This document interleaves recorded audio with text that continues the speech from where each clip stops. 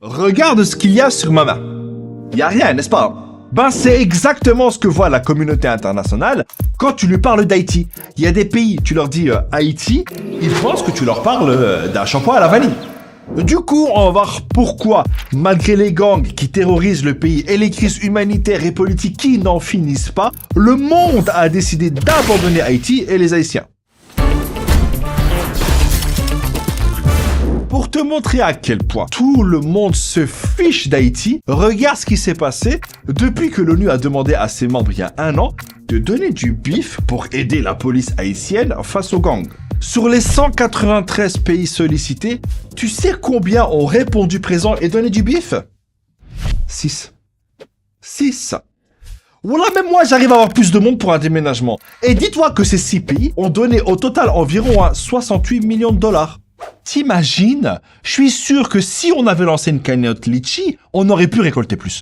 Alors que dans le même temps, juste cette année, l'Union européenne à elle seule a débloqué 50 milliards d'euros pour soutenir la reconstruction de l'Ukraine. Et ça, bien sûr, c'est sans compter les aides militaires. Du coup, le boss de l'ONU, il a pété un plomb en disant « Ah, donc si je comprends bien, quand il y a une guerre ou des crises financières, il y a de l'argent. Mais là, pour aider des personnes qui souffrent depuis je ne sais quand, il n'y a plus personne. C'est ça? Hein? Bande de... Vous me dégoûtez. Regarde devant toi, clochard. » Bon, il n'a pas dit ça comme ça, mais je crois qu'il le pensait très très fort. Je vous le dis, le mec, il est à ça de faire sa prochaine interview sur Skyrock, histoire de clasher tout le monde. Cette mission d'aide, c'est une catastrophe. Ils avaient dit qu'il allait y avoir des milliers de policiers kenyans qui allaient venir aider, mais au final, il n'y en a eu que 400. Et t'as aussi la Jamaïque qui a quand même envoyé des militaires et des policiers, mais j'ai pas envie de te dire le chiffre parce que c'est un peu larchement. Voilà. Tu veux savoir? La Jamaïque, elle a envoyé 24 mecs. 24. Et tu peux ajouter à ça 2 soldats du Belize.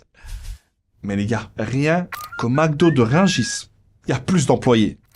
En attendant, les gangs contrôlent toujours 80% de Port-au-Prince et la violence a déplacé à l'intérieur du pays plus de 600 000 personnes, dont la moitié sont des enfants, qui sont donc forcés d'abandonner leurs maisons, leurs écoles et qui souffrent de malnutrition.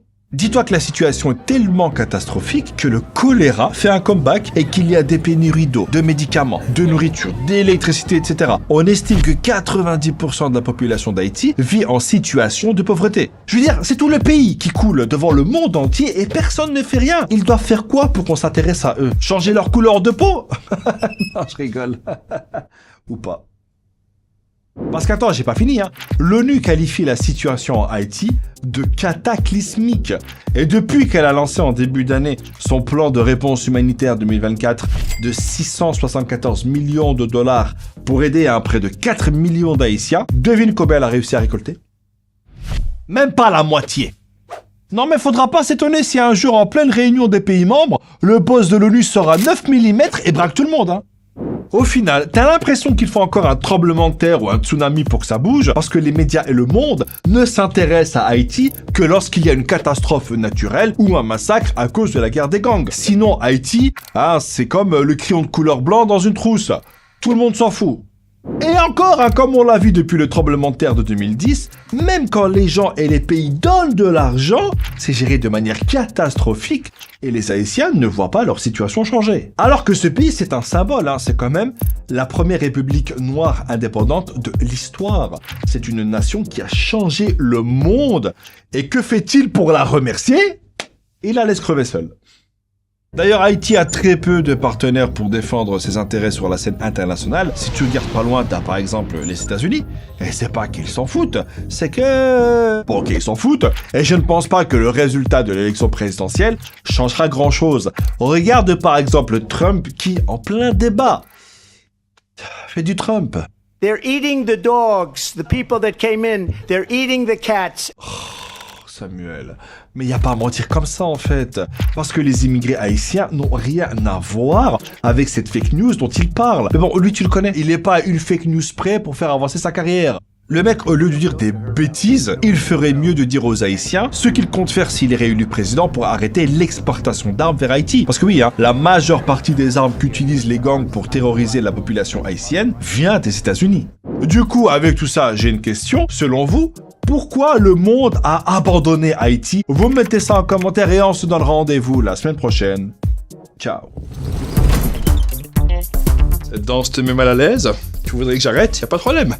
Pour ça, il suffit de cliquer là pour t'abonner et cliquer là pour regarder une autre vidéo. Par contre, dépêche-toi parce que là, je suis un peu fatigué, tu vois. En plus, je connais pas beaucoup de pas de danse, donc vas-y.